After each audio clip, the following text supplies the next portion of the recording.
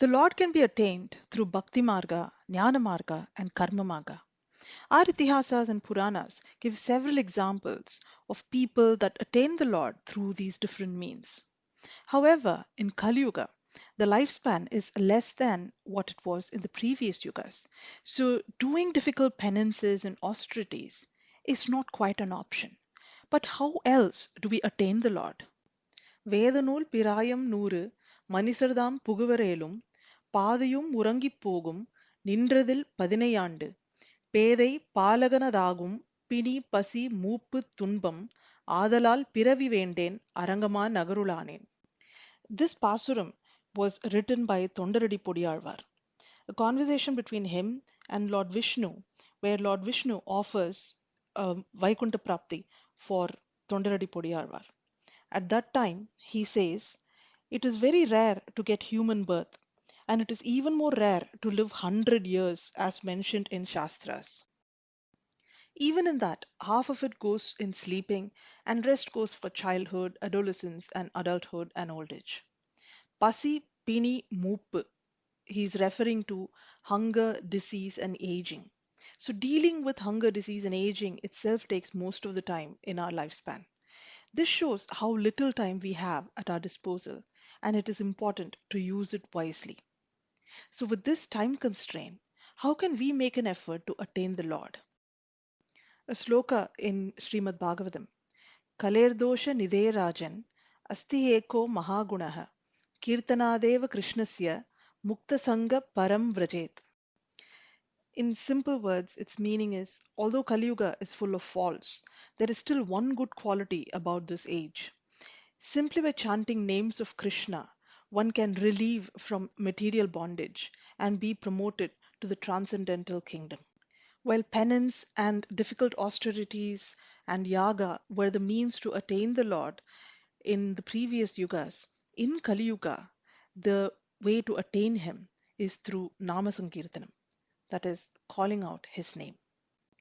Going back to the conversation between the Lord and Tondaradi Podiyarvar, where the Lord offers moksha and asks Tondaradi Podiyarvar to come to Vaikuntham, here's what he says.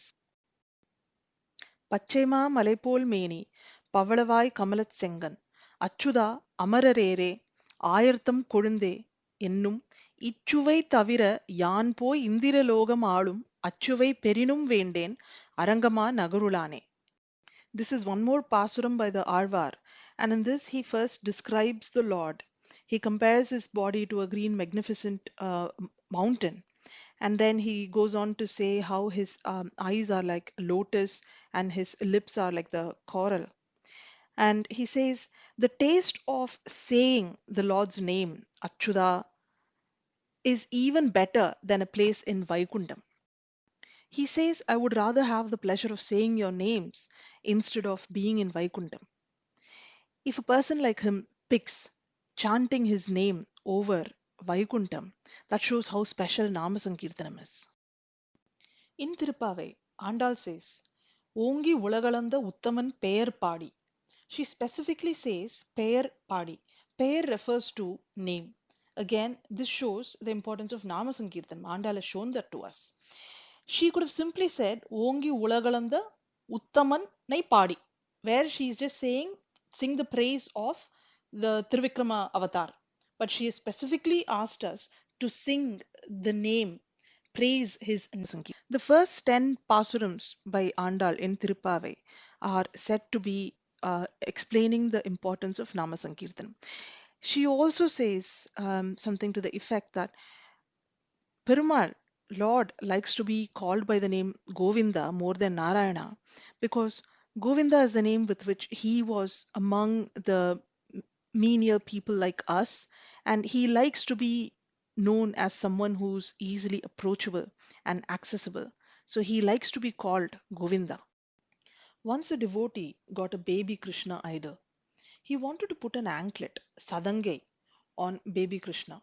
Someone offered to make him one, and when he put it on the idol, he was mesmerized by its beauty and gave the idol a name.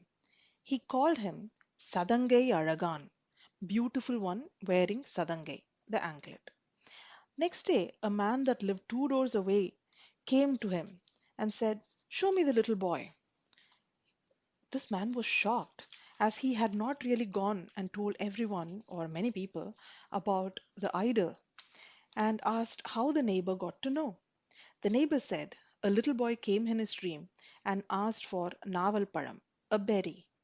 And when he asked who he was and where he lived, he said he has come to your house and that his name was Sadangai Aragan. Such is the mercy of the Lord. He accepts the name that his devotees lovingly give him. In Mahabharata, when Draupadi was disrobed in front of everyone, Krishna was not there. He was in Dwaraka. Draupadi raised her hands and said, "Hey Krishna, hey Govinda, I surrender to you. Protect me." It was Govinda Namam that protected her, the name that protected her, even when the God was not physically there.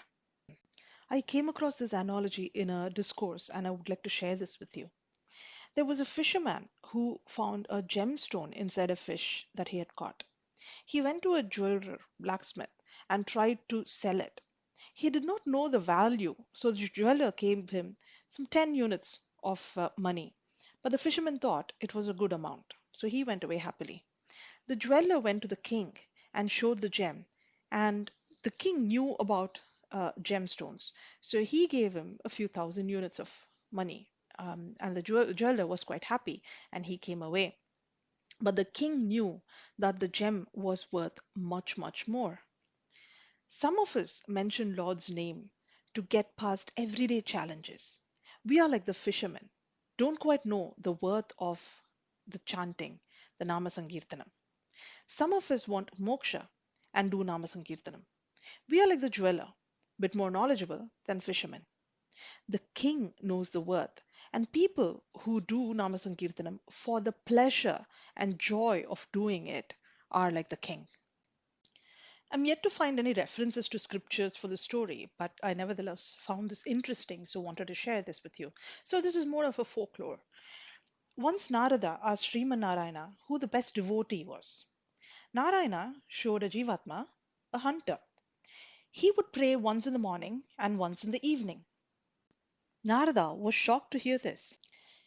He thought chanting Lord's name all the time should be a better display of devotion and is a better form of devotion. The Lord asked Narada to walk with a vessel in his hand. The vessel was filled with milk to the brim. He walked without spilling the milk, very carefully. Lord asked him while walking, "How many times did you think of me?" Narada said he did not think of anything other than carefully walking with the milk. So he did not think of the Lord while carrying the milk.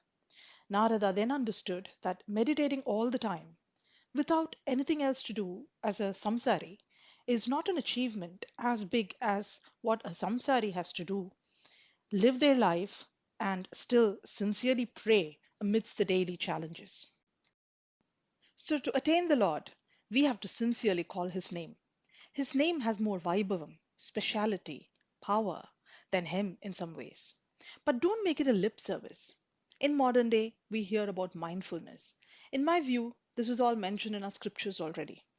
Mindfully call His name, be aware of His presence, have full faith and sincere devotion while calling His name. We don't need additional equipments. Our mouth is right there and being used for a lot of unnecessary talk. Instead, let us use it to say His name, sing His praise. The Lord has more than 1,000 names describing His qualities. Let us learn to recite a few. You could start learning Vishnu Sahasranama. Anyone can do this. Anyone can chant His name.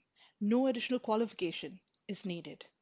Krishnananda Mukunda Murare Vamana Madhava Govindam Sridhara Kesava Raghava Vishnu Lakshmi Nayaga Narasimham.